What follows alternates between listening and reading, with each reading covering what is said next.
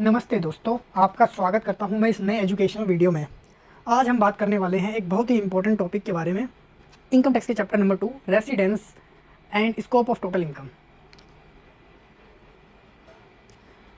अगर आप CA student या फिर टैक्स समझना चाहते हैं अपने करियर के लिए, तो यह वीडियो आपके लिए बहुत ही हेल्पफुल होने वाला है। मैं इस चैप्टर को सिंपल लैंग्वेज में शॉर्ट एग्जाम्पल के साथ समझाऊंगा ताकि आपका कॉन्सेप्ट एकदम क्लियर हो जाए। तो चलो शुरू करते हैं चैप्टर नंबर 2। एक बार चैप्टर को शुरू करने से पहले हम इसका एक बेसिक बैकग्राउंड और इंट्रोडक्शंस लेते हैं, ठीक है। Before understanding how income is tax under income tax act is essential to first understand who is liable to pay tax on what income. It depend primary on residential status. इस chapter को पढ़ने की need इसलिए है कि किस इंसान की किस इनकम पर कौन सा टैक्स, मतलब किस इंसान की कौन सी इनकम पर टैक्स लगेगा, ये हमको कैसे पता लगता है, उसके रेसिडेंशियल स्टेटस के बेसिस पर। तो जब तक आपको अगर आपको बोला जाए कि आपको इस इंसान की टैक्स बताना है कितना टैक्स आएगा, तो आप उसका टैक्स तब तक नहीं बता सकते जब तक आपको उसका रेसिडेंशियल स्टेटस ना पता हो। तो इसलिए इस चैप्टर को पढ़ना बहुत ही ज़रूरी है। अब इसमें जैसे लिखा है, why residential status is matter in today global economy. People work abroad but receive income in India and run business in one country while living in another country, invest or earn income across multiple jurisdiction. आजकल क्या होता है, आप किसी एक country में रह के किसी दूसरी कंट्री में बिजनेस कर सकते हैं ऑनलाइन, और आप या फिर एक कंट्री से ज़्यादा में इन्वेस्टमेंट कर रहे हो, वहाँ से आपको इनकम आ रही है। तो ऐसे केसेस में कौन सी गवर्नमेंट यानी कौन सी कंट्री की गवर्नमेंट किस इंसान से टैक्स ले, कौन सी उसकी इनकम पर, तो ये चीज़ पता करना एक बहुत बड़ा चैलेंज है। इस चैलेंज को ओवरकम करने के लिए हम ये पढ़ते हैं residential status. Hence it is not enough to know where income is generated, but also we must know where tax payer reside for tax purpose. This is called tax residential status.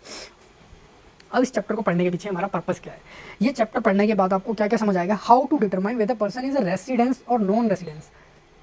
इस chapter को पढ़ने के बाद आपको किसी भी person का residential status निकालना आ जाएगा कि वो पर्सन इंडिया में रेसिडेंस है या नॉन रेसिडेंस है। ये हम सीखेंगे section number 6 of income tax act 1961 में। और इसके बाद हम नेक्स्ट सेक्शन पढ़ेंगे, what portion of income is taxable India. ऐसा नहीं होता, अगर कोई पर्सन है, अगर वो नॉन रेसिडेंट, तो वो जितनी भी दुनिया में जितनी भी कंट्री से इनकम कमा रहा है, वो सारी इनकम पे इंडिया टैक्स लगा देगा, ऐसा नहीं होता। तो कौन कौन सी इनकम पर उसकी इंडिया में टैक्स लगेगा वो हम सेक्शन 5 के अंदर पढ़ेंगे, ठीक है। उसके बाद which foreign income are deemed taxable in India. Section 9 में देखेंगे कुछ ऐसी फॉरेन की इनकम्स हैं जिस पे इंडिया में टैक्स लगेगा।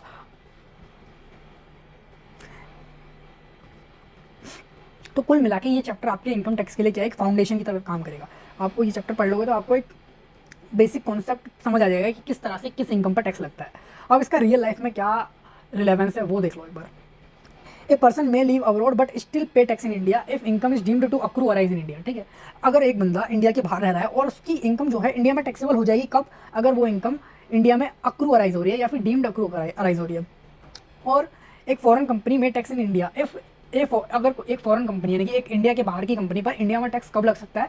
अगर उसका बिजनेस कनेक्शन है इंडिया में या फिर उसका पोएम है प्लेस ऑफ इफेक्टिव मैनेजमेंट, इसको बोलते हैं प्लेस ऑफ इफेक्टिव मैनेजमेंट, ठीक है, इफेक्टिव मैनेजमेंट। अगर ये उसका इंडिया में है तो उस पर टैक्स लग जाएगा इंडिया में। Gifts online transactions from abroad में trigger tax liability under Indian income tax law. तो इसलिए आपको इनकम टैक्स का रेसिडेंशियल स्टेटस पढ़ने की जरूरत है। तो मैंने आपको बताया था हम सेक्शन 6 में पढ़ेंगे रेसिडेंशियल स्टेटस। तो सबसे इंपॉर्टेंट टॉपिक इस चैप्टर का यही है, रेसिडेंशियल स्टेटस। तो हमने इससे पहले वाले लेक्चर में समझा था कि पर्सन कौन होते हैं। इनकम टैक्स में जो टैक्स लगता है वो पर्सन की इनकम पर लगता है। तो वहाँ पे पर्सन की हमने डेफिनेशन देखी थी, individual, HUF, AOP, BOI, LLP, firm, companies, ये सारे क्या है? पर्सन है, आर्टिफिशियल जुडिशियल पर्सन। इन सबको मिला के हम क्या बोलते हैं? इनकम टैक्स के अंदर पर्सन। तो अभी जो हम रेसिडेंशियल स्टेटस पता करने की बात कर रहे हैं, सीखने वाले हैं, वो हम इंडिविजुअल्स का रेसिडेंशियल स्टेटस पता लगाने कि इंडिविजुअल्स के केस में रेसिडेंशियल स्टेटस कैसे निकलेगा। तो सिंपल सा कॉन्सेप्ट है, रेसिडेंशियल स्टेटस आपका निकलता है आपका रेसिडेंस के बेसिस पे, ठीक है। रेसिडेंस आपने कितना, किस कंट्री में कितना रेसिडेंस है आपका, उसके बेसिस पे आपका रेसिडेंशियल स्टेटस निकलता है। तो इंडिविजुअल के केस में आपको देखना पड़ेगी दो कंडीशन है आपके पास। अगर ये दोनों कंडीशन में से कोई भी एक कंडीशन, ठीक है, इन दोनों कंडीशन में से कोई भी एक कंडीशन पूरी हो जाती है, फुलफिल कर देते हो आप, तो आप क्या बन जाओगे? रेसिडेंस। अगर इन दोनों में से दोनों ही कंडीशन आप सेटिस्फाई नहीं करते तो आप बन जाओगे नॉन रेसिडेंट, ठीक है। सिंपल सा कॉन्सेप्ट है रेसिडेंशियल स्टेटस पता लगाने का। रेसिडेंट बनोगे आप, दोनों में से कोई भी एक कंडीशन सेटिस्फाई कर दोगे, रेसिडेंट बन जाओगे। दोनों ही कंडीशन नहीं सेटिस्फाई करोगे, नॉन रेसिडेंट बन जाओगे। तो पहली कंडीशन इसमें क्या है? अगर आपका स्टे इंडिया में 182 दिन या उससे ज़्यादा है, अगर आपका स्टे जिस ईयर का आप रेसिडेंशियल स्टेटस क्या निकलता है, आपका ईयर वाइज निकलता है, ठीक है, फाइनेंशियल ईयर वाइज, यानी कि फाइनेंशियल ईयर वाइज आपको रेसिडेंशियल स्टेटस निकालना पड़ता है हर साल का। तो जिस साल का आप रेसिडेंशियल स्टेटस निकाल रहे हो, जिस साल का, यानी कि फाइनेंशियल ईयर मान लो 24-25 का आप रेसिडेंशियल स्टेटस पता कर रहे हो, तो उस साल में आपका स्टे, यानी कि फाइनेंशियल 24-25 में आपका स्टे कितना है, 182 दिन या उससे ज़्यादा का है, 182 दिन या उससे ज़्यादा का है, तो आप क्या बन जाओगे, रेसिडेंट बन जाओगे उस कंट्री के। लेकिन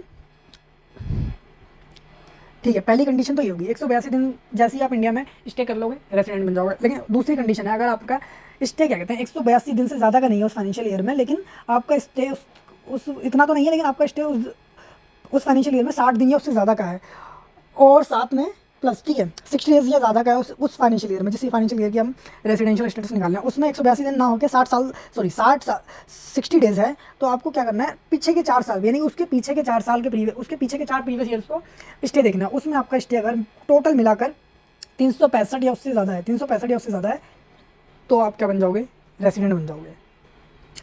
तो आप रेसिडेंट बन जाओगे, यानी कि कुल मिला के आपको क्या करनी है, 2 कंडीशन देखनी है। पहली कंडीशन है 182 दिन की, अगर आप इंडिया में 182 दिन से ज़्यादा रह लिए, 182 दिन का लॉजिक क्या है, मोटा मोटा आप 6 महीने से ज़्यादा, मतलब 6 महीने के आसपास, यानी कि हाफ ईयर तक आप इंडिया में रह लिए, तो आप भाई रेसिडेंट बन जाओगे इंडिया के। अदरवाइज आपको दूसरी कंडीशन देखनी है, 60 तो नहीं है, लेकिन आपने 60 डेज रह लिए इंडिया में, 60 डेज मतलब 2 महीने आप इंडिया में थे, और उसके पीछे के 4 साल भी देखो, फिर उसके पीछे के 4 साल में अगर आपका स्टे 365 दिन से ज़्यादा है, या 365 से ज़्यादा है, तो आप दूसरी कंडीशन में फॉलो कर जाओगे और आप बन जाओगे इंडिया के रेसिडेंट। अदरवाइज आप नॉन रेसिडेंट हो, ठीक है।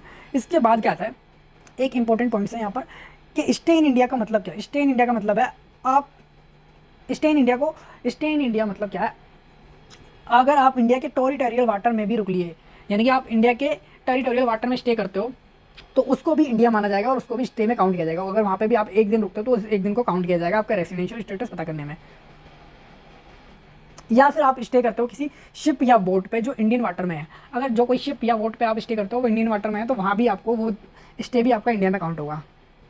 और जब आप स्टे निकालोगे इंडिया में, तो स्टे ऐसा नहीं है कि कॉन्टीन्यूस बेसिस पे होना चाहिए, यानी कि 182 दिन ज़रूरी नहीं है ये कॉन्टीन्यूस बेसिस पे हो, ये हो सकता है आपका गैप में हो, कभी आप अक्टूबर से लेके नवंबर रहे इंडिया में, कभी आप मार्च से लेके अप्रैल रहे, ऐसे आपको कॉन्टीन्यूस बेसिस पे देखने की ज़रूरत नहीं है, बीच में गैप्स हैं तो भी चलेगा। और जब आप स्टे निकालोगे इंडिया में, तो जिस दिन आप इंडिया में अराइव करोगे और जिस दिन आप इंडिया से डिपार्चर करोगे, यानी कि जिस दिन आप इंडिया में आओगे और जिस दिन आप इंडिया से जाओगे, उन दोनों डेज को आपको स्टे काउंट करना है स्टे में, ठीक है। जैसे सपोज करो आप 1 फरवरी 2024 को आप 25 को आप इंडिया में आए, तो ये दिन भी आपका स्टे में काउंट होगा। उसके बाद आप 3/6/2025 को इंडिया से गए, तो ये जाने वाला दिन भी आपका क्या होगा, इंडिया में काउंट होगा। अब एक इंपॉर्टेंट चीज़ ये, सिटीजनशिप और डोमिसाइल और place of birth do not affect the tax residency, ठीक है। आप ये नहीं कह सकते कि मैं तो अमेरिका का सिटीजन हूँ, मैं इंडिया में कैसे रेजिडेंट बन गया, क्योंकि सिटीजनशिप या डोमिसाइल या आपका प्लेस ऑफ बर्थ, जब आपने किसी भी कंट्री के सिटीजन हो, किसी कहाँ की भी आपकी डोमिसाइल है, कहीं भी आपका बर्थ हुआ है, उससे टैक्स रेसिडेंशियल पे कोई इफेक्ट नहीं पड़ेगा। A person can be tax resident in multiple countries, एक पर्सन क्या हो सकता है, टैक्स रेसिडेंट बन सकता है मल्टीपल कंट्रीज़ में। तो ठीक है, अभी तक हमने 2 कंडीशंस पढ़ी, उसके बाद हमने 2 कंडीशंस पढ़ी, वो 2 कंडीशन किस पे थी, स्टे पर डिपेंड करती थी। स्टे का मतलब हमने यहाँ पर देख लिया, ठीक है। अब इसके बाद 60 डेज़, ऊपर जो 60 डेज़ पढ़ा था ना हमने अभी के, 60 डेज़ अगर आप इंडिया में रह लिए, तो भी आप क्या बन जाओगे, इंडिया के रेसिडेंट बन जाओगे, अगर आप पिछले 4 साल में कुल मिला के 365 दिन या उससे का आपका स्टे इंडिया में। लेकिन उस कंडीशन का एक एक्सेप्शन है जिसको हम बोलते हैं प्रोवाइजो, फर्स्ट प्रोवाइजो, ठीक है। अब इस प्रोवाइजो में कौन कौन कवर है, इस प्रोवाइजो में आप 60 डेज़ वाला कंडीशन नहीं देखोगे, मतलब 60 डेज़ वाली कंडीशंस को आप इग्नोर कर दोगे ऊपर की। किसके लिए, एक इंडियन सिटीजन जो इंडिया को छोड़कर जा रहा है, एक इंडियन सिटीजन जो इंडिया को छोड़ के जा रहा है, किस पर्पज़ के लिए, इन 2 पर्पज़ के लिए। इन 2 पर्पज़ में पहला पर्पज़ आता है एम्प्लॉयमेंट आउटसाइड इंडिया और as a crew member of Indian ship. अगर आप इंडिया के सिटीज़न हो और आप एम्प्लॉयमेंट के लिए बाहर जा रहे हो, ठीक है, और एज ए क्रू मेंबर या फिर as a crew member of Indian ship, आपकी इंडियन शिप में जॉब लग गई और आप क्रू मेंबर हो उसके, अगर आप इंडिया छोड़ के जा रहे हो, तो आपके लिए क्या होगा, 60 डेज वाली एक्सेप्शन मिलेगी आपको। अभी समझते हैं 60 डेज वाली एक्सेप्शन क्या है। या फिर आप इंडियन सिटीजन हो, मतलब इंडिया के सिटीजन हो, आपकी बर्थ इंडिया की है, या पर्सन ऑफ इंडियन ओरिजिन हो विजिटिंग इन इंडिया। अब पर्सन ऑफ इंडियन ओरिजिन का मतलब होता है कि आपके पेरेंट्स या फिर आपके ग्रैंड पेरेंट्स, इन्होंने कहाँ पे बर्थ लिया है, इन्होंने अनडिवाइडेड इंडिया में बर्थ लिया है, ठीक है। अनडिवाइडेड इंडिया में इनका जन्म हुआ था, जब इंडिया का डिवीजन नहीं हुआ था उससे पहले इन्होंने इंडिया में बर्थ लिया था, यानी कि पाकिस्तान, यानी मान लो पाकिस्तान का भी इंसान, पाकिस्तान का भी कोई हाँ, एक एग्जांपल लेते हैं, जैसे आतिफ असलम है। आतिफ असलम के अब जो फादर थे या फिर ग्रैंड फादर थे, उन्होंने इंडिया में जन्म लिया था, सपोज करो इंडिया डिवाइड होने से पहले, तो उनको भी हम पर्सन ऑफ इंडियन ओरिजिन मान लेंगे अगर उनके पेरेंट्स या फिर ग्रैंड पेरेंट्स ने अनडिवाइडेड इंडिया में उनका बर्थ हुआ था तो। अब इनके लिए क्या है, 160 दिन की जगह पे इनके लिए थोड़ी सी मॉडिफिकेशन है रूल में, ठीक है। These person are treated as resident only if stay in India is 182 days और more in relevant previous year, 60 days condition is not apply. यानी कि इनके ये इन दो लोगों के केसेस में आपको क्या करना है, ओनली कंडीशन नंबर पहली देखनी है, यानी कि 182 दिन वाली कंडीशन देखनी है, 60 डेज वाली कंडीशन चेक नहीं करनी है। अब आपके दिमाग में ये क्वेश्चन आ रहा होगा, ये इन दो लोगों को ऐसी एक्सेप्शन क्यों दी गई, इनके में दो कंडीशन, वो वाली कंडीशन क्यों नहीं चेक करनी, अपने को 60 डेज वाली कंडीशन क्यों नहीं चेक करनी। तो उसके पीछे का लॉजिक क्या है समझते हैं। To support global movement of Indian, जो हमारे इंडियंस हैं उनकी जॉब बाहर लगती है तो हम उनको सपोर्ट करना चाहते हैं। Many Indian citizen travel overseas employment for temporary visit to India. वो कई बार क्या होते हैं, इंडिया में टेम्परेरी रूप से आते हैं, अपनी फैमिली से मिलने आते हैं। अगर वो 2 महीने के लिए इंडिया आ गए तो आप तो उनको रेसिडेंट बना दोगे और उनके इनकम पर टैक्स लगा दोगे। तो इसलिए उनको सपोर्ट करने के लिए हम देखेंगे कि वो 182 दिन से ज़्यादा है तभी हम उनको इंडिया बनाएंगे, इंडिया में रेसिडेंट बनाएंगे, अदरवाइज नहीं बनाएंगे। अप्लाइंग 60 डे रूल में अनइंटेंशनली मेक देम रेसिडेंट। अगर हमने उन पर 60 डेज वाला रूल लगा दिया तो 60 डेज के लिए अगर वो इंडिया में रह गए तो उन पर टैक्स लग जाएगा उनकी सारी इनकम पर, और वो रेसिडेंट बन जाएंगे। Crew member a unique working pattern. अब जो ये क्रू मेंबर्स होते हैं इनका तो काम ही है भाई शिप में आना जाना, तो इनका तो कभी ना इंडिया में कभी भी इंडिया के वाटर्स में ये स्टे कर सकते हैं, क्योंकि इनका काम ही क्रू मेंबर का है, इनका शिप का काम है, तो ये इंडिया के शिप में कभी भी रह सकते हैं, इंडिया के वाटर में। तो इनको भी हम 60 डेज वाला रूल नहीं लगाएंगे, ठीक है। टू अवॉइड NRI और person of Indian origin visiting family. Many NRI यानी कि नॉन रेजिडेंट इंडियन जो इंडिया के हैं लेकिन इंडिया में नहीं रहते, या person of Indian origin visit India for short trips, वो शॉर्ट ट्रिप्स पे इंडिया आते हैं। अप्लाइंग देम, अगर हम उन पर 60 डेज वाला रूल लगा दें तो उनका अनफेयरली क्लासीफाई हो जाएगा रेसिडेंट के लिए। The 182 days test ensure only those with substantial physical presence in India are treated as resident. अगर उनका कोई सब्सटेंशियल फिजिकल प्रेजेंस है इंडिया में तभी हम उन पर टैक्स लगाएंगे। Consistency with global tax norms. In most countries, tax residency is linked to significant stay, usually around 183 days. The day 182 days test align with India with global standard. हमारे क्या जो पूरे वर्ल्ड की कंट्रीज़ हैं वो जो residential status निकालती हैं तो वो 182 डेज़ को ही कंसिडर करती हैं, इसलिए हम भी 182 डेज़ को कंसिडर करेंगे। अब इसके बाद आता है अगर कोई इंडिविजुअल क्या होता है, रेसिडेंट बन गया अंडर सेक्शन, यानी कि ऊपर की कंडीशंस के हिसाब से अगर रेसिडेंट बन गया, उसने ऊपर जो 2 कंडीशन थी उनमें से कोई भी एक कंडीशन सेटिस्फाई कर दी और वो इंडिविजुअल रेसिडेंट बन गया, तो उसके बाद आपको एक चीज़ और करनी है, आपको चेक करना है कहीं वो रेसिडेंट नॉट ऑर्डिनरी रेसिडेंट तो नहीं है, ठीक है। अगर वो इन दोनों नीचे दी गई 3 कंडीशन में से कोई भी एक कंडीशन सेटिस्फाई करता है, नीचे वाली 3 कंडीशन में से कोई भी एक कंडीशन सेटिस्फाई कर देता है तो क्या बन जाएगा, resident but not ordinary resident. इसको हम बोलते हैं RNOR, resident but not ordinary resident, resident but not ordinary resident, ठीक है। तो इसके लिए 3 कंडीशन है हमारे पास, 3 कंडीशंस में से आपने एक भी कंडीशन सेटिस्फाई कर दी तो आप नॉट ऑर्डिनरी रेसिडेंट बनोगे इंडिया के, resident but not ordinary resident. पहली कंडीशन क्या है, पहली कंडीशन है आप नॉन रेसिडेंट होने चाहिए पिछले 10 सालों में से किसी भी 9 साल में आप क्या होना चाहिए, नॉन रेसिडेंट हो, तो आप क्या बनोगे, नॉट ऑर्डिनरी रेसिडेंट बनोगे। अगर आपका स्टे इंडिया में 729 दिन या उससे कम है, 729 दिन या उससे कम है, 729 दिन या उससे कम है लास्ट के 7 सालों में, तो अभी आप क्या बनोगे, नॉट ऑर्डिनरी रेसिडेंट बनोगे। या तो आप क्या हो, इंडियन सिटीजन हो या पर्सन ऑफ इंडियन ओरिजिन हो जो visiting in India with income less than 15 lakh. आप ऐसे इंडिया के सिटीजन हो या पर्सन ऑफ इंडियन ओरिजिन हो जो इंडिया आता है जिसकी जो इंडिया से इनकम है ना वो 15 लाख से कम है, यानी कि एक्सक्लूडिंग फॉरेन सोर्स, जो आप इंडिया से इनकम कमाते हो वो 15 लाख से कम है, एंड आपका स्टे इंडिया में 120 दिन या उससे कम है, 120 दिन या उससे कम है उस साल में, जिस साल का हम रेसिडेंशियल स्टेटस लगा रहे हैं उस साल में आपका 120 दिन से कम है, एंड जो उसके पीछे के 4 साल है उसमें आपका रेसिडेंशियल स्टेटस स्टे 365 दिन से भी कम है, 365 या उससे कम है, तो आप क्या बन जाओगे, नॉट ऑर्डिनरी रेसिडेंट बन जाओगे। इफ नन ऑफ द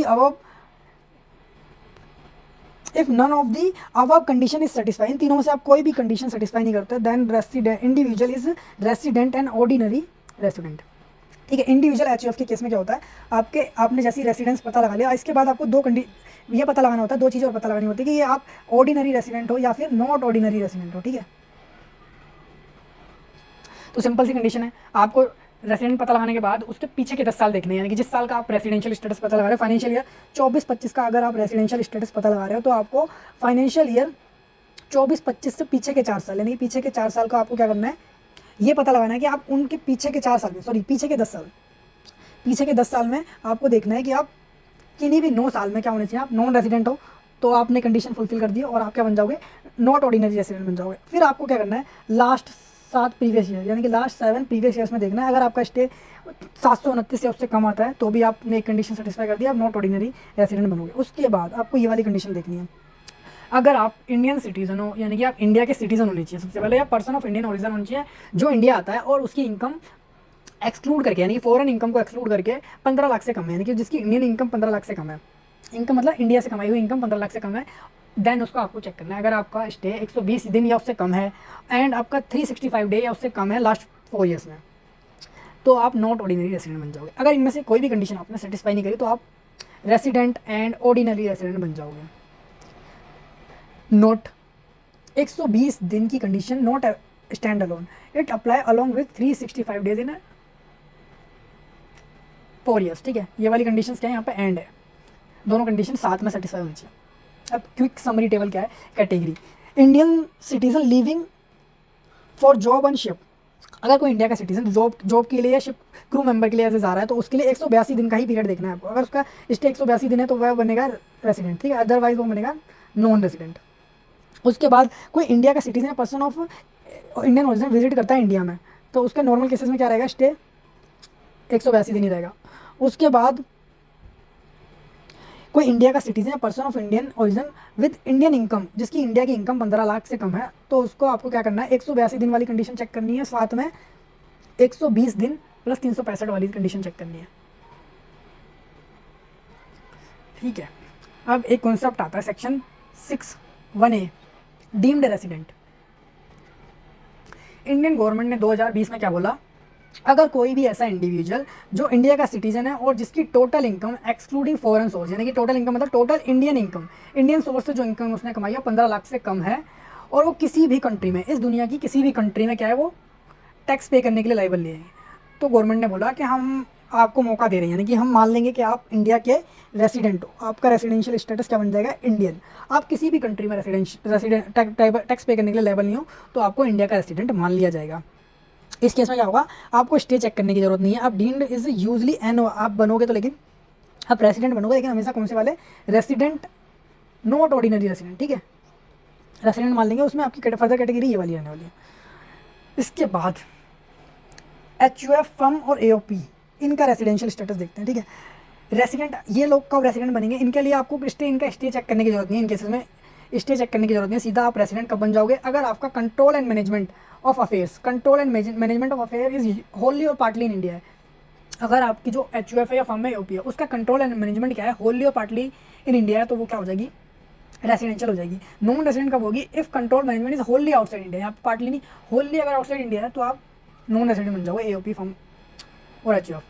अब कंपनी के केस में क्या होता है, कंपनी के केस में रेसिडेंशियल स्टेटस कैसे पता लगाते हैं, company is a resident in India, एक कंपनी इंडिया की रेसिडेंट तभी बनती है जब वो इंडियन कंपनी हो या फिर उसका प्लेस ऑफ इफेक्टिव मैनेजमेंट, यानी कि POEM is in India, POEM place where key management and commercial decision are taken. POEM कौन सा प्लेस है, एक प्लेस ऑफ इफेक्टिव मैनेजमेंट मतलब एक ऐसा प्लेस जहाँ से की डिसीजंस या कमर्शियल डिसीजंस बिजनेस के लिए जाते हैं। अगर कोई कंपनी दुबई में है और दुबई में कंपनी है और उसके जो डिसीजंस मेकर है वो इंडिया में है, यानी कि वो उस कंपनी को चला रहे हैं, यहाँ से इंडिया से सारे डिसीजन लेते हैं, तो उसका प्लेस कहाँ बन जाएगा, इंडिया में मान लिया जाएगा और उस दुबई की कंपनी पे इंडिया टैक्स लेगा। अब ये जो कॉन्सेप्ट है ना, आप CA फाइनल में पढ़ोगे डिटेल में, इसकी कंडीशंस होती हैं, कैसे पोएम का हम डिटरमाइन कैसे पता लगाते हैं कि उसका place of effective management India में है या नहीं है, इसकी कुछ 4-5 कंडीशन है, वो आप CA फाइनल के सिलेबस में पढ़ोगे। इस यहाँ पे इसको डिटेल में पढ़ने की जरूरत नहीं है, यहाँ पे आपको सिर्फ इतना पढ़ना है कि इंडियन कंपनी हमेशा इंडियन की रेसिडेंट है, और उसके बाद अगर किसी फॉरेन कंपनी का पोएम इंडिया में है तो वो भी रेसिडेंट बन जाती है। अब जो पोएम वाला रूल है ना, ये प्लेस ऑफ इफेक्टिव मैनेजमेंट, ये उन्हीं फॉरेन कंपनीज को अप्लाई होता है जिनका टर्नओवर 50 करोड़ से ज़्यादा का है। इसके अलावा हर किसी इन पर्सन्स के अलावा जो बाकी पर्सन्स बच गए, उनका रेसिडेंशियल स्टेटस कैसे निकलेगा, same test as in 6(2), resident if control management is wholly partly in India, otherwise वो नॉन रेसिडेंट बन जाएंगे। तो एक बार इस सेक्शन का हम क्विक समरी देखते हैं, कैटेगरी की देखते हैं। उसके बाद रेसिडेंट इफ, ठीक है, जनरल इंडिविजुअल्स रेसिडेंट कब बनते हैं, या तो वो 182 दिन वाली कंडीशन पूरी करते हैं, या फिर 60 days during the year and 65 days क्या कहते हैं पिछले 4 सालों में, तो वो रेसिडेंट बन जाते हैं। अब इंडियन सिटीजन जो इंडिया को छोड़ के जा रहा है जॉब के लिए या शिप पे जा रहा है, तो 182 दिन की कंडीशन देखनी है उसके केस में सिर्फ, उसके बाद और कोई कंडीशन नहीं देखनी है। उसके बाद इंडियन सिटीजन जो विजिट कर रहा है, इंडिया में आ रहा है, यानी कि इंडिया का सिटीजन और पर्सन ऑफ इंडियन ओरिजिन जो इंडिया में आते हैं विजिटिंग के लिए अपनी फैमिली पर्पज़ के लिए, तो उनके केस में भी आपको 182 दिन देखने हैं। उसके बाद इंडियन सिटीजन और person of Indian origin visit India with income less than 15 lakh, जिनकी इनकम 15 लाख से कम है, जिसकी इंडियन इनकम 15 लाख से कम है, तो उनके केसेस में आपको क्या करना है, 182 दिन के साथ साथ 120 दिन प्लस 365 देखना है फर्दर क्लासीफाई करने के लिए उनको, ठीक है, R and N O R. उसके बाद Indian citizen with income more less than 15 lakh is not liable to pay tax anywhere deemed resident मान लेंगे उनको। कोई भी इंडियन सिटीजन है जिसकी इनकम 15 लाख से कम है और वो कहीं भी टैक्स पे करने के लायक, तो उसको इंडियन गवर्नमेंट ने बोला कि हम आपको इंडिया के डीम्ड रेसिडेंट बना देंगे।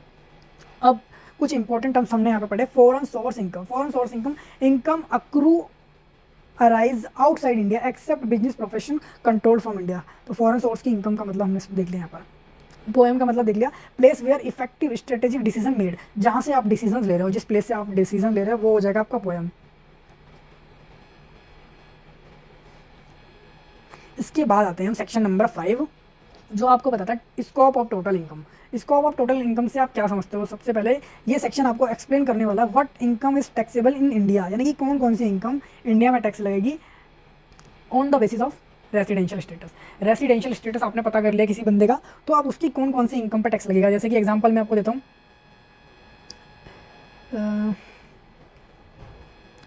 रोहित है, ठीक है, एक रोहित है, ये इंडियन सिटीजन है।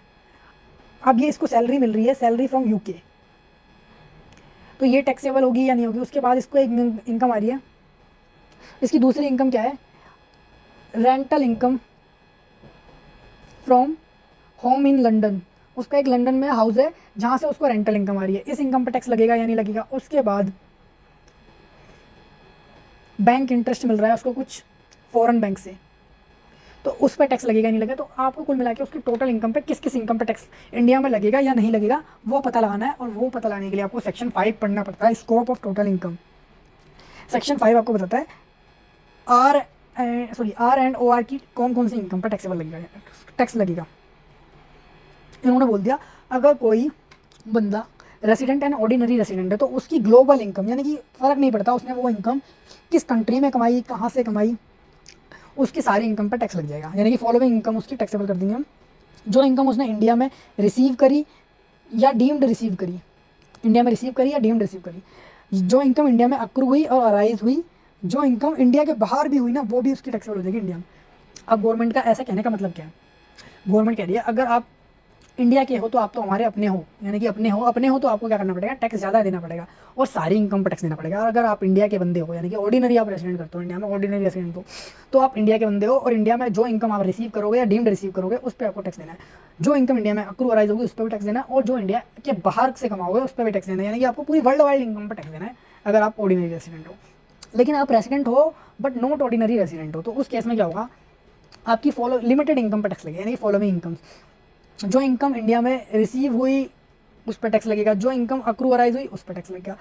अब फॉरेन इनकम, यानी फॉरेन इनकम पे यहाँ पर ये तो ठीक है, ये 2 पॉइंट तो आपके ऊपर ही सेम थे, ठीक है। उसके बाद फॉरेन इनकम पर टैक्सेबल तभी लगेगा आपका अगर it is form A business control in India, business controlled in India, अगर वो बिजनेस फॉरेन इनकम पर कभी लगेगा, ठीक है।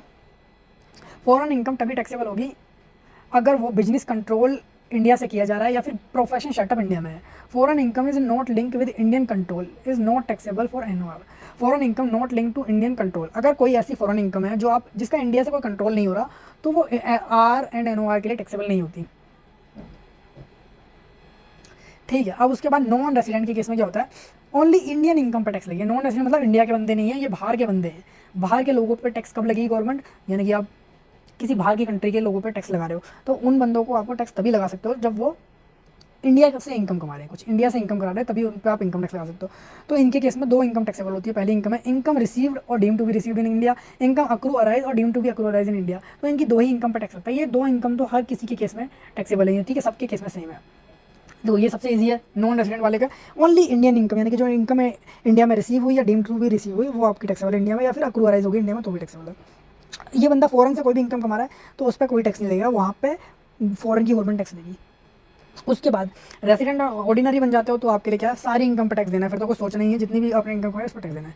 Ordinary but not sorry resident but not ordinary बनते हो तब आपको सोचना है कि आपकी फॉरेन इनकम तभी टैक्सेबल होगी उसका इंडिया में, या तो बिजनेस कनेक्शन हो या प्रोफेशनल सेटअप इंडिया में हो। Type of income, income receive या deem to be receive in India, सबके लिए टैक्सेबल है, ठीक है। चाहे आप कोई सा भी इंडिविजुअल मतलब कोई आपका रेसिडेंशियल स्टेटस कुछ भी हो तो सबके लिए टैक्सेबल है ये वाली इनकम। तो अक्रूअराइज भी सबके लिए टैक्सेबल, ठीक है। ये दोनों इनकम तो सबके लिए टैक्सेबल है।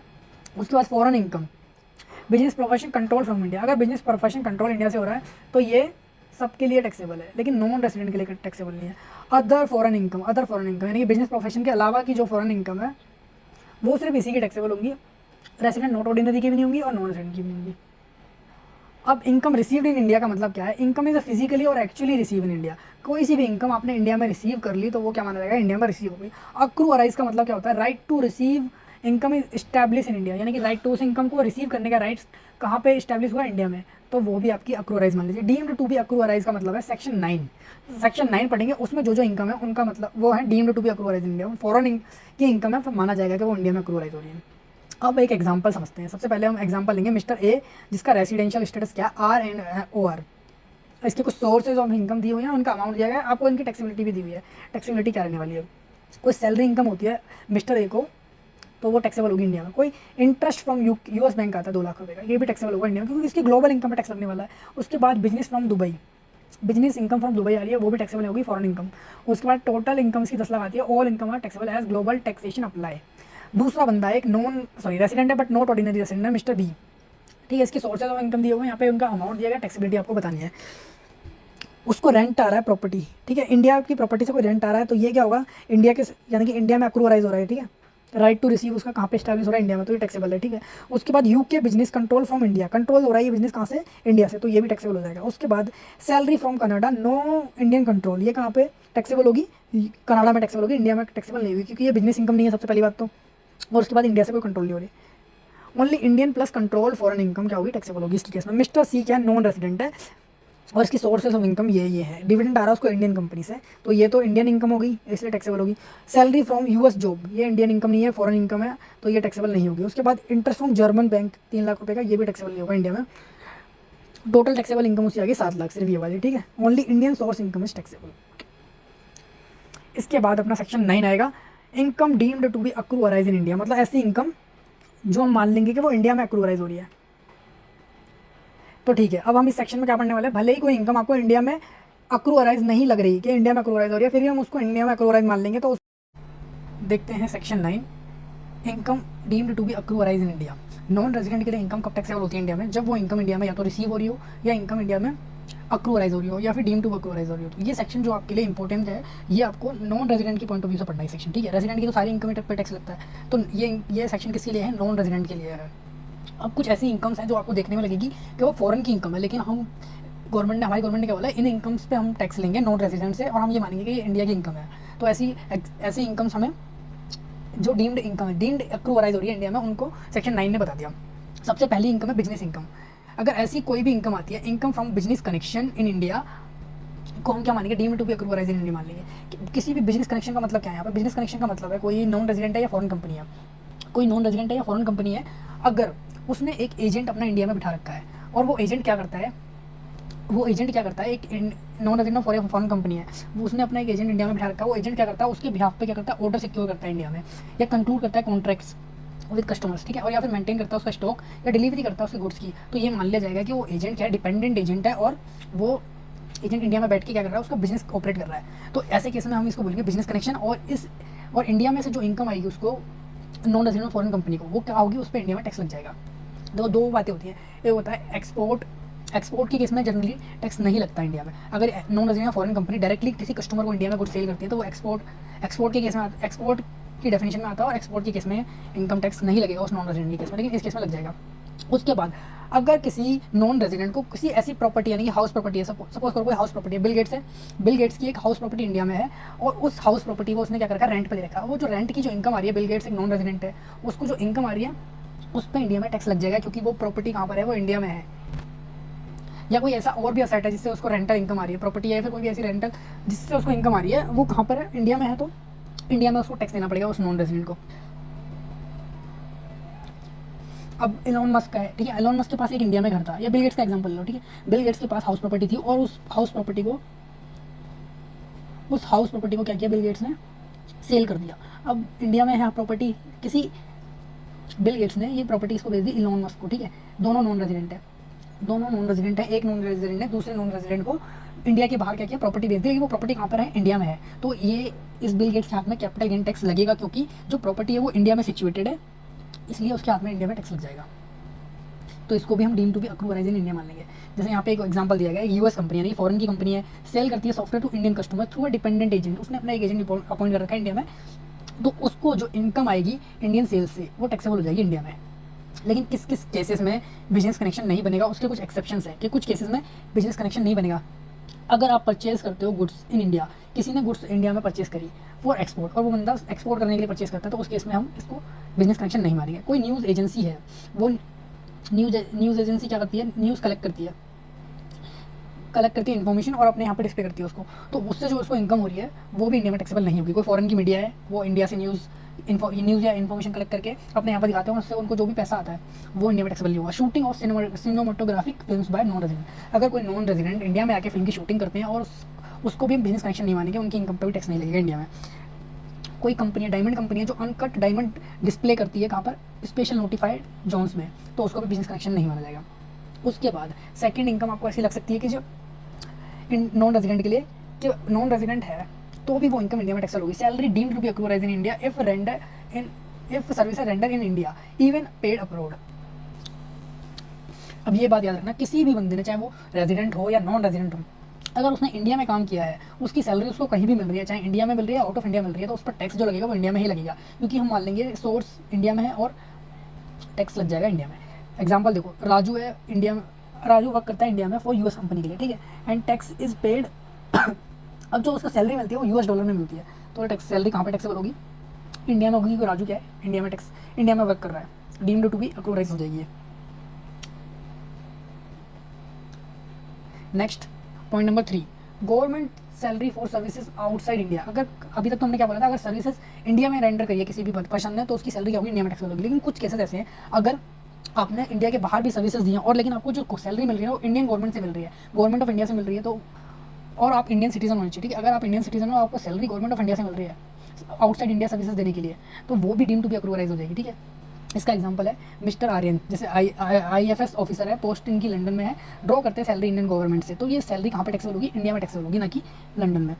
इनको जो भी फॉरेन अलाउंस मिलते हैं वो एग्जाम्प्ट होंगे, लेकिन जो सैलरी मिलती है गवर्नमेंट से वो हमेशा इंडिया में टैक्सेबल होगी। कोई भी इंडियन सिटीजन है जो इंडिया के बाहर सर्विसेज दे रहा है इंडियन गवर्नमेंट को, वो उसकी सैलरी जो इंडियन गवर्नमेंट पे कर रही है, वो हमेशा ये माना जाएगा कि इंडिया में अक्रूवराइज है और उस पर इंडिया में टैक्स लगेगा। अब डिविडेंड इनकम की बात आती है। डिविडेंड इनकम का मतलब, अगर किसी भी नॉन रेजिडेंट को, जैसे एक कंपनी है ITC लिमिटेड के एक नॉन रेजिडेंट शेयर होल्डर है, उसके को डिविडेंड मिला 5 लाख का, तो ये नॉन रेजिडेंट के लिए कि कौन सी इनकम पर टैक्स लगता है, जो इंडिया में अक्रूवराइज होती है, रिसीव होती है, तो इसको ये इनकम मान लिया जाएगा कि इंडिया में अक्रूवराइज हुई है, भले ही इंडिया इसको रिसीव इंडिया के बाहर हुई हो, लेकिन ये टैक्सेबल हमेशा इंडिया में होगी। अगर इंडिया से कोई भी उसको, इंडियन कंपनी से कोई भी उसको डिविडेंड मिलता है, वो हमेशा ये माना जाएगा कि इंडिया में डीम टू बी अक्रूवराइज होगा, उस पर टैक्स लगेगा इंडिया में। नेक्स्ट देखो, इंटरेस्ट इनकम, इंपॉर्टेंट है ये वाला, ठीक है। अगर इसको हम ऐसे समझते हैं, अगर किसी भी नॉन रेजिडेंट को इंटरेस्ट इनकम होती है, तो वो इंडिया में डीम्ड टू बी अक्रूवराइज मान ली जाएगी। कब, जैसे एक एग्जांपल लो, एक एलोन मस्क वाला, ठीक है, एलोन मस्क है, नॉन रेजिडेंट है, ठीक है, नॉन रेजिडेंट है, इसने लोन दिया गवर्नमेंट ऑफ इंडिया, यानी कि अपनी गवर्नमेंट को दिया, अपनी इंडियन गवर्नमेंट को इसने लोन दिया, उस पर जो इंटरेस्ट मिल रहा है इसको, वो इंडिया में अक्रूवराइज हो जाएगा, ठीक है। इसको हम माने जाएंगे कि इस पर जो इंटरेस्ट की गवर्नमेंट ऑफ इंडिया जो उसको इंटरेस्ट का पेमेंट करेगी, वो हमेशा ये माना जाएगा इंडिया में टैक्सेबल है, अक्रूवराइज इंडिया में हो रहा है। उसके बाद इसने लोन दिया या तो किसी रेसिडेंट इंडिविजुअल गवर्नमेंट को दिया, या फिर किसी रेसिडेंट को दिया, सपोज करो मुकेश अंबानी को दिया, ठीक है, एलोन मस्क ने मुकेश अंबानी जो रेसिडेंट है इंडिया के, उनको लोन दिया, और मुकेश भाई ने क्या किया, फिर इसको इंटरेस्ट पे किया, तो ये इंटरेस्ट हमेशा ये माना जाएगा कि इंडिया में टैक्सेबल है। उसके बाद एलोन मस्क ने, यानी कि एक नॉन रेजिडेंट ने दूसरे नॉन रेजिडेंट को क्या किया, लोन दिया, और उस पर इंटरेस्ट का पेमेंट हो रहा है, तो इसको भी इंडिया में अक्रूवराइज मान लिया जाएगा। लेकिन कब, ओनली व्हेन जब जो ट्रम्प है जिसको पैसे मिल रहे हैं वो उन पैसों को इंडिया में किसी बिजनेस या प्रोफेशन में लगा दे, तभी उसको इंडिया में अक्रूराइज माना जाएगा, अदरवाइज नहीं माना जाएगा। ठीक है, तो ये सेक्शन ये बात करता है। एक बार पढ़ो, interest is deemed to be accrue arise in India if paid by government of India always taxable. अगर गवर्नमेंट ऑफ इंडिया किसी को भी इंटरेस्ट पे कर रही है आउटसाइड इंडिया तो वो हमेशा इंडिया में अक्रूराइज माना जाएगा। ठीक है, अगर किसी रेसिडेंट ने पे किया, अगर वो इंटरेस्ट किसी रेसिडेंट ने पे किया तो वो हमेशा इंडिया में अक्रूराइज होगा।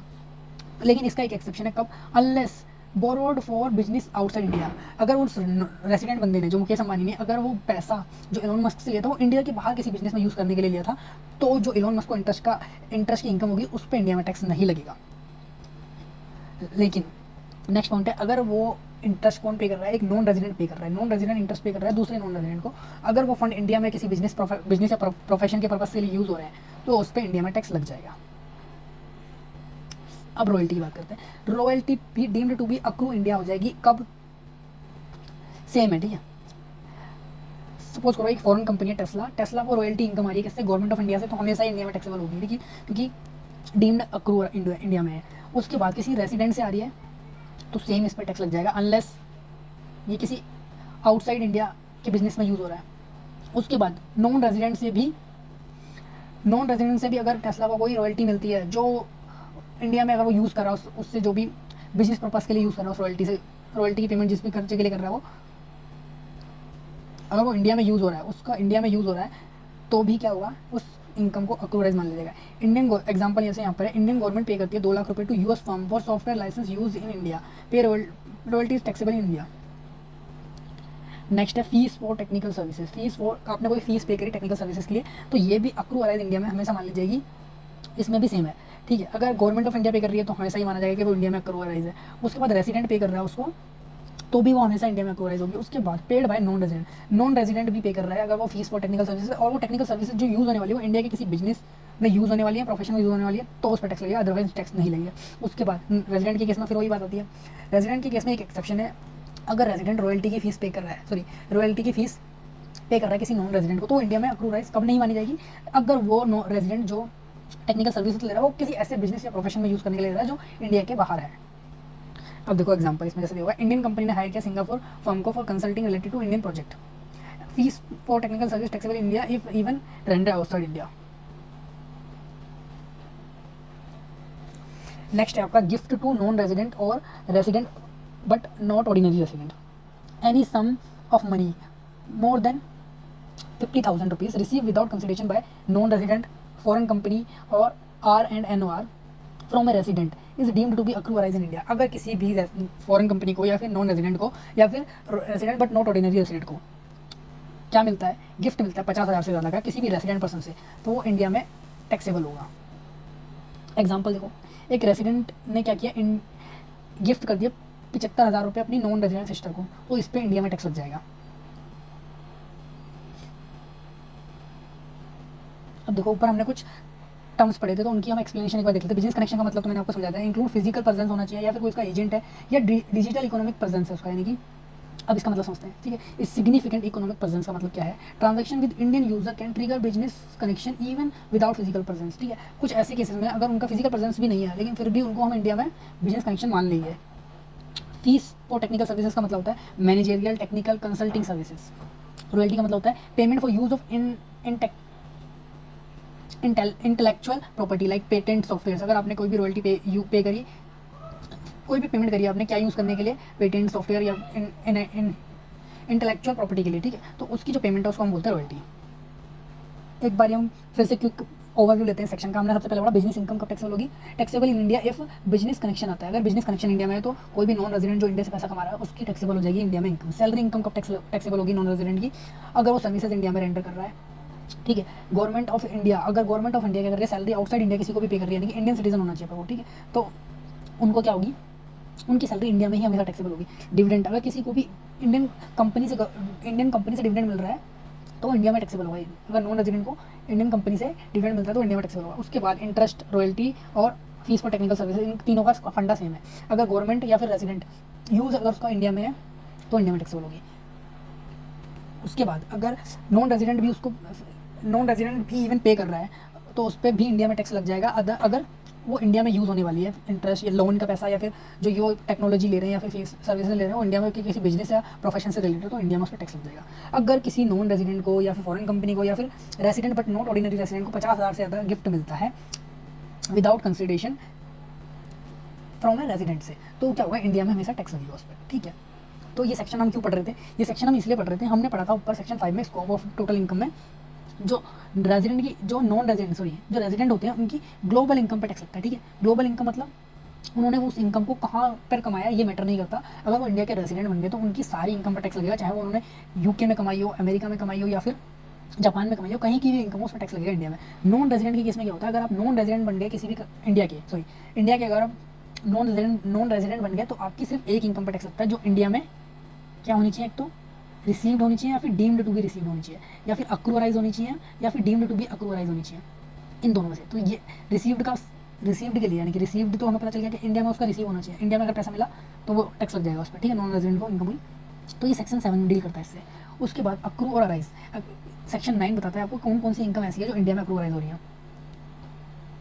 अब हम पढ़ने वाले हैं कि कौन सी ऐसी इनकम है जो मान लिया जाएगा कि रिसीव इंडिया में नहीं भी हो रही तो भी मान लिया जाएगा कि इंडिया में रिसीव हुई है, ठीक है। सेक्शन 7 बोलता है income deemed to be received in India even if certain income are not actually received in India, law treats them deemed to be received in India and tax them in the year of their rise. This section apply irrespective of residential status, means आप कोई आपका residential status कुछ भी हो आपके लिए section apply होगा।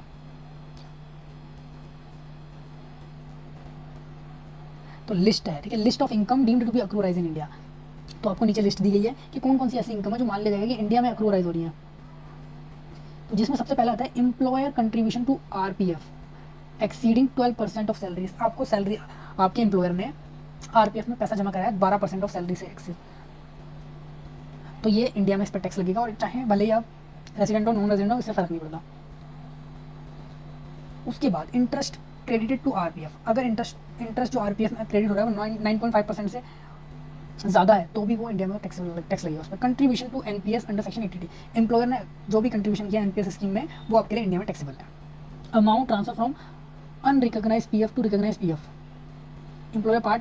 Employer part और उसका इंटरेस्ट, ठीक है, उसको भी आप इंडिया में मान लिया जाएगा कि वो इंडिया में रिसीव हुआ है और उस पर टैक्स लगेगा इंडिया में।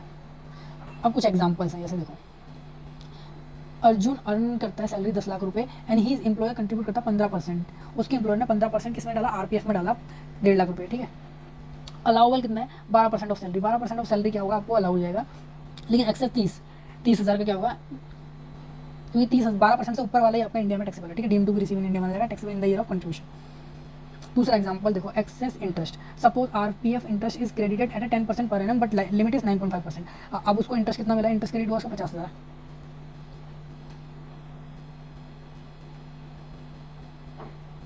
इंटरेस्ट क्रेडिट हुआ 50,000, लेकिन अलाउबल कितना है सिर्फ इसमें से 47,500, एक्सेस 2,500 का क्या होगा, deemed to be receive in.